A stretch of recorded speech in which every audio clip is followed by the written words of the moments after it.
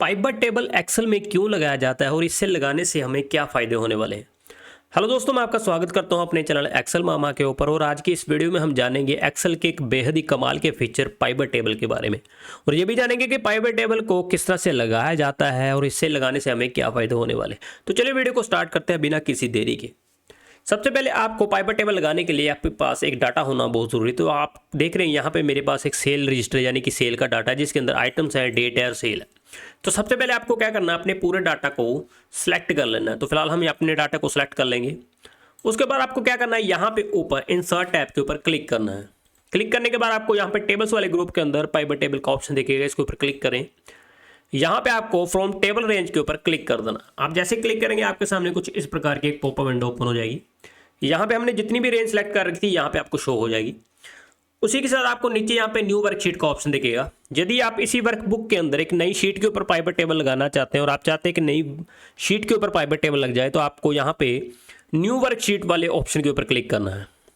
But यदि आप चाहते हैं कि इसी शीट के अंदर आपके डाटा के साथ ही आपका पाइवट टेबल दिखे आपको, तो आपको यहाँ पे एग्जिस्टिंग वर्कशीट के ऊपर क्लिक करना है। यहाँ पे लोकेशन के अंदर यहाँ पे किसी भी ब्लैंक सेल का, पर्टिकुलर ब्लैंक सेल का रेफरेंस देके यहाँ से ओके कर देना। तो फिलहाल हम यहाँ पे एग्जिस्टिंग वर्कशीट नहीं करेंगे और हम यहाँ पे न्यू वर्कशीट के ऊपर क्लिक करेंगे, क्योंकि वहाँ पे हमें डाटा को समझने में आसानी होगी।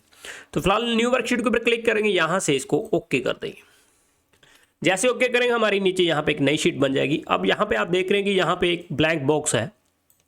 अब जितना भी डाटा होगा यहाँ पे हमें अपने टेबल के रूप में शो हो जाएगा। फिलहाल अभी हमने यहाँ पे कोई भी कॉलम यहाँ पे नहीं रख रखा, इसलिए यहाँ पे ब्लैंक है। अभी हमारा पाइवट टेबल लगा नहीं। उसी के साथ आप यहाँ पे देखेंगे राइट में आपको पाइवट टेबल फील्ड का एक विंडो मिल जाएगा। अब यहाँ पे जितना भी हमारा डाटा उसके यहाँ पे कॉलम शो हो रही है, सीरियल नंबर, आइटम है, डेट है, सेल है। उसी के साथ नीचे आपको 4 फील्ड मिल जाएंगे, जैसे फिल्टर्स है, कॉलम्स है, रोज है और वैल्यूज है। फिल्टर में अगर आप यहाँ पे कोई भी पर्टिकुलर आइटम को सिलेक्ट करना चाहते हैं तो आपको उस कॉलम को फिल्टर वाले सेक्शन के अंदर रखना होगा। अगर आप चाहते हैं कि आपका डाटा यहाँ पे कॉलम बेस बने, चाहे वो डेट आप चाहते हैं कि कॉलम बेस आए, चाहे वो आइटम आए कॉलम बेस, तो आपको उस कॉलम को यहाँ पे कॉलम के अंदर रखना है। यदि आप चाहते हैं कि आपके डाटा के अंदर डेट आपकी रो में आए या फिर आइटम नेम या आपका रो में आए, तो आपको उस कॉलम को यहाँ पे रो के अंदर रखना है। वैल्यूज़ के अंदर आपको सिर्फ उसी कॉलम को रखना है जो आपकी वैल्यू नंबर्स के अंदर है। जैसे यहाँ पे हमारी सेल वैल्यू नंबर के अंदर है, तो यहाँ पे आपको वैल्यू को जस्ट यहाँ पे उस नंबर वाले कॉलम को वैल्यूज़ के अंदर रखना है। ठीक है, तो फिलहाल आपने पाइवट टेबल फील्ड के बारे में जान लिया होगा। चलिए अब लगाते हैं पाइवट टेबल। उसके पहले मैं आपको बता दूं कि पाइवट टेबल हमारा जो लगता है वो हमारी रिक्वायरमेंट से लगता है। तो हमारी रिक्वायरमेंट क्या है, सबसे पहले उसे समझ लेते हैं। यहाँ पे दोबारा डाटा के ऊपर आएंगे और यहाँ पे हमारी रिक्वायरमेंट समझेंगे हम। यहाँ पे हमारी रिक्वायरमेंट है कि हमें आइटम वाइज यहाँ पे चाहिए सेल। मैं चाहता हूँ कि यहाँ पे मेरी आइटम वाइज सेल आ जाए, कि मुझे पता चल जाए कि यहाँ पे कौन कौन सी डेट को कौन कौन सी आइटम कितनी कितनी सेल हुई है। यदि यहाँ पे मैं एक एक करके इसको सेलेक्ट करके आइटम को देखूंगा कि कितनी कितनी डेट को कौन कौन सी जो मैं आइटम वो सेल हुई है, तो उसमें मुझे काफ़ी समय लगेगा। तो वहाँ पे मदद करेगा हमारी पाइवट टेबल। अब पाइवट टेबल हमें क्या करेगा, इस पूरे के पूरे डाटा को कंपाइल करके हमें एक टेबल के रूप में प्रेजेंट कर देगा, जिसमें वो हमें सारे के सारे टोटल भी दे देगा कि हमने अब तक कितनी सेल कर रखी है कौन कौन सी आइटम की। तो फिलहाल हम क्या करेंगे, पाइवट टेबल वाली शीट के ऊपर दोबारा क्लिक करेंगे और यहाँ पे हमारी रिक्वायरमेंट के हिसाब से हम आइटम वाले कॉलम के ऊपर टिक करेंगे। जैसे इसके ऊपर मैं टिक कर रहा हूँ तो ये बाय डिफॉल्ट यहाँ पे रो के फील्ड के अंदर आ जाएगा। तो आप देख रहे हैं यहाँ पे मेरी सारी की सारी जो आइटमें थी वो यहाँ पे रो लेवल के अंदर आ चुकी हैं। आप देख रहे हैं यहाँ पे मेरा पाइवट लगना शुरू हो चुका है। उसके बाद यहाँ पे मुझे चाहिए सेल। यहाँ पे मेरी आइटमें तो आ गई, अब मुझे चाहिए सेल। अब जैसे मैं सेल के ऊपर क्लिक करूँगा तो ये बाय डिफॉल्ट आपको ये कॉलम वैल्यू के अंदर पड़ा मिलेगा। तो चलिए फिलहाल इसको सेल के ऊपर क्लिक करता हूँ। तो यहाँ पे बाय डिफॉल्ट के जो मेरा सेल वाला कॉलम था ये वैल्यू के अंदर आ गया, क्योंकि पाइवट टेबल को पता है कि ये सेल वाला जो कॉलम है नंबर्स के अंदर है। ठीक है, तो आप देख रहे हैं यहाँ पे वैल्यूज के अंदर मेरा जो सेल वाला कॉलम आ चुका है और यहाँ पे मेरी सारी की सारी वैल्यू भी शो हो रही है। अब मुझे चाहिए डेट। अब यहाँ पे मैं अपनी रिक्वायरमेंट के हिसाब से डेट को चाहता हूँ कि कॉलम के अंदर आए। तो मैं क्या करूँगा, यहाँ पे इस डेट को उठा लूँगा माउस की मदद से और यहाँ पे इसको कॉलम के अंदर ला के छोड़ दूंगा, कॉलम वाले फील्ड के अंदर। तो यहाँ पे मैंने डेट छोड़ दी। तो आप देख रहे हैं कुछ इस तरह से मेरा जो टेबल था वो लग के मेरे सामने प्रेजेंट हो चुका है। यहाँ पे आप देख रहे हैं इस डाटा के अंदर आपको कुछ भी समझ नहीं आ रहा। अगर मैं आपसे पूछूं कि यहाँ पे कौन सी आइटम किस डेट को कितनी सेल हुई, उसका कितना टोटल हो चुका है, तो आप यहाँ पे जस्ट फिल्टर लगाएंगे फिर ही बताएंगे। बट यहाँ पे पाइवट टेबल ने आसानी से बता दिया कि यहाँ पे A3 पेपर की जो आइटम है उसकी 1 तारीख को 550 की सेल हुई, 2 को भी 550 की सेल हुई, टोटल अब तक की जो सेल है वो 1100 है।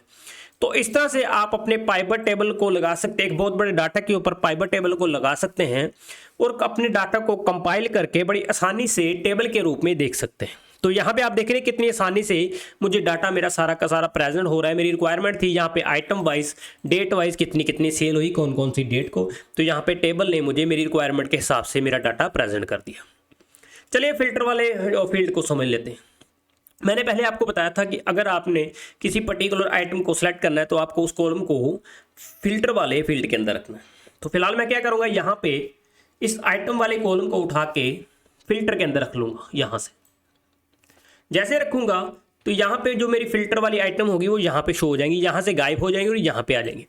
अब आपको क्या करना है, यहाँ पे फिल्टर को इसके ऊपर क्लिक करके ओपन कर लेना है और यहाँ पे आपको सेलेक्ट मल्टीपल आइटम्स के ऊपर क्लिक करके यहाँ पे आपको जो भी अपनी पर्टिकुलर आइटम सेलेक्ट करनी है उसको क्लिक कर लें। फिलहाल मैं ऑल के ऊपर क्लिक करूँगा तो यहाँ पे सारे के सारे अनसेलेक्ट हो जाएंगे। फिलहाल यहाँ पे मैं A3 यहाँ पे ड्राइंग पिन्स और हाईलाइटर को सिलेक्ट करके ओके कर दूंगा। तो आप देखेंगे यहाँ पे उन्हीं आइटम का डाटा शो करेगा जिनको मैंने फिल्टर कर रखा था। तो यहाँ पे फिलहाल आइटम में फिल्टर जो मैंने कर रखी वो शो नहीं हो रही, यहाँ पे जस्ट लिखा आ रहा है मल्टीपल आइटम्स। अब हमें करना क्या है, यहाँ पे इस आइटम को उठा के दोबारा से रो वाले फील्ड के अंदर रख देना।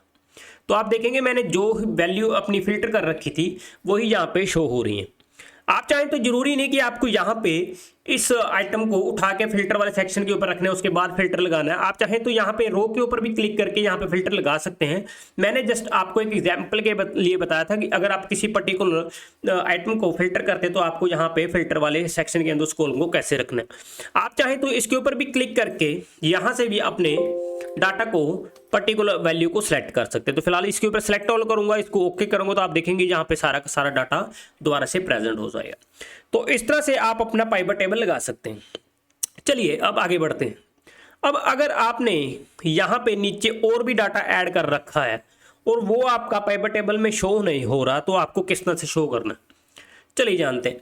अब आपको क्या करना है, सबसे पहले पाइवट टेबल के ऊपर क्लिक करना है। उसके बाद आप जैसे क्लिक करेंगे पाइवट टेबल सेक्शन के ऊपर तो आपको यहाँ पे पाइवट टेबल फील्ड भी ऑटोमेटिक मिल जाएगा। अगर आप किसी पर्टिकुलर सेल के ऊपर क्लिक कर रहे हैं तो आपको यहाँ पे जो पाइवट टेबल का फील्ड था वो बाय डिफॉल्ट नहीं मिलेगा। तो आपको इस पाइवट टेबल के ऊपर ही क्लिक करना होगा तभी आपका पाइवट टेबल फील्ड आएगा।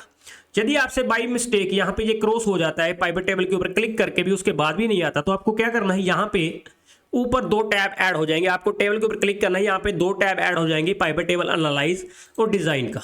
अब आपको पाइवट टेबल एनालाइज के ऊपर क्लिक करना है, यहाँ पे राइट में आपको फील्ड लिस्ट का एक ऑप्शन दिख जाएगा। इसके ऊपर आप जैसे टिक करेंगे आपकी जो फील्ड लिस्ट होगी वो यहाँ पे दोबारा से शो हो जाएगी। ठीक है, चलिए अब जानते हैं कि अगर आपने नीचे कोई और डाटा ऐड कर रखा है तो उसको टेबल के अंदर किस तरह से लेके आना। अब आपको टेबल के ऊपर क्लिक करना है, यहाँ पे आपको पाइवट टेबल एनालिसिस वाले टैब के ऊपर दोबारा से क्लिक करना है। यहाँ पे आपको डाटा वाले ग्रुप के अंदर चेंज डाटा सोर्स का एक ऑप्शन दिखेगा, इसके ऊपर क्लिक करें। यहाँ पे आपको ओके करना है। दोबारा से एक विंडो ओपन होगी जो स्टार्टिंग में विंडो ओपन हुई थी। अब यहाँ पे आपको बता रहा है कि यहाँ पे हमारा डाटा कुछ इस प्रकार से इस रेंज तक है। अब आपको क्या करना है, यहाँ पे इसको डिलीट कर देना है और दोबारा से इस रेंज को सिलेक्ट कर लेना है यदि आप नीचे कोई डाटा ऐड कर रहे हैं तो। फिलहाल हम क्या करेंगे, यहाँ से लेके नीचे तक अपना डाटा ऐड सेलेक्ट कर लेंगे। फिलहाल हमारा अभी यहाँ पर तो कोई डाटा नहीं है, हम बाद में डालेंगे। फिलहाल हमने यहाँ पे इन फ्यूचर के लिए यहाँ पे इसको सेलेक्ट कर लिया। उसके बाद आपको यहाँ पे इसको जस्ट ओके कर देना है। फिलहाल इसको ओके कर दूंगा तो हमारा पाइवट टेबल जो भी होगा वो हिलेगा नहीं। फिलहाल आप देख रहे हैं यहाँ पे अभी ब्लैंक्स आ रहा है क्योंकि हमारा वहाँ पे कोई भी अभी डाटा नहीं है जो हमने सिलेक्शन के अंदर ले रखा। तो फिलहाल हम क्या करेंगे, यहाँ पे शीट के ऊपर जाएंगे डाटा वाली पे और यहाँ पे इसको कॉपी कर लेंगे। डाटा को कॉपी करने के बाद यहाँ पे इसको पेस्ट करेंगे और यहाँ पे सॉरी मेरा दोबारा से कॉपी कर लेता हूँ। यहाँ पे डाटा को कॉपी करेंगे, यहाँ पे पेस्ट करेंगे, यहाँ पे डाल देंगे 3 तारे। ठीक है, अब दोबारा से पाइवट टेबल शीट के ऊपर क्लिक करेंगे। यहाँ पे इस टेबल के ऊपर राइट क्लिक करेंगे और यहाँ पे रिफ्रेश का ऑप्शन दिखेगा आपको, इसके ऊपर क्लिक कर देना। आप जैसे क्लिक करेंगे हमारा जो भी नीचे हमने डाटा ऐड कर रखा था वो यहाँ पे शो हो जाएगा। फिलहाल आप देख रहे हैं यहाँ पे ब्लैंक्स भी शो हो रहा है। अब आपको ब्लैंक को हटाने के लिए क्या करना है, यहाँ पे इस फिल्टर को ओपन करना है। फिलहाल इसके ऊपर मैं क्लिक करता हूँ फिल्टर के ऊपर, तो यहाँ पे ये मेरी सारी की सारी आइटमें ओपन हो जाएंगी। अब यहाँ पे हमें ब्लैंक्स के ऊपर अनटिक करके से ओके कर देना, आप देखेंगे यहाँ पे ब्लैंक्स उड़ जाएगा। तो इस तरह से आप एक बहुत बड़े डाटा को कंपाइल करके टेबल के रूप में यहाँ पे प्रेजेंट कर सकते हैं, जिससे आपको अपने डाटा को समझने में भी बहुत आसानी होगी और इस तरह से आप अपने बॉस को भी अपना डाटा प्रेजेंट कर सकते हैं। Thank you.